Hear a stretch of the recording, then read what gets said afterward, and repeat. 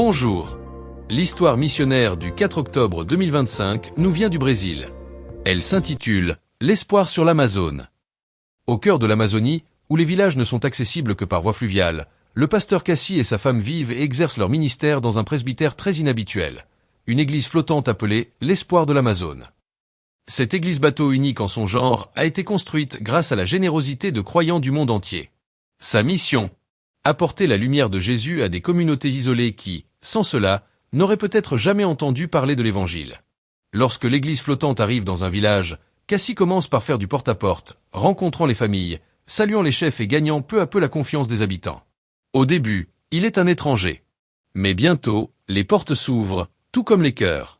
La toute première réunion est toujours spéciale. Le bateau résonne de rire, de musique et de joie.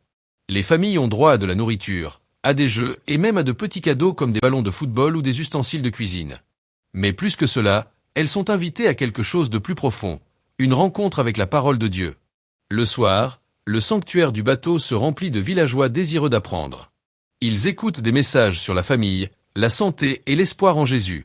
Pendant la journée, des ateliers de cuisine, de guitare et de chant sont organisés, tandis que des médecins et des dentistes offrent des soins gratuits. Peu à peu, les gens réalisent qu'il s'agit de bien plus qu'une simple visite. C'est l'amour en action. À la fin des premières études bibliques, quelque chose d'incroyable s'est produit. Une toute nouvelle église, construite sur les rives du fleuve, est prête. Et lorsque Cassi baptise les premiers nouveaux croyants, ceux-ci ne se contentent pas d'entrer dans l'eau, ils entrent dans une nouvelle vie en Christ. Pendant 5 mois, Cassi forme les nouveaux croyants, leur apprenant à diriger, à partager et à entretenir la flamme. Puis, lorsque la communauté est prête, l'église flottante s'éloigne, laissant derrière elle non seulement un bâtiment, mais aussi une congrégation florissante.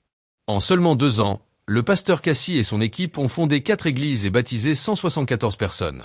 Pourtant, il reste humble. Chaque personne a sa propre histoire, dit-il. Mais Dieu nous a envoyé des personnes spéciales, et il nous guide à sa manière.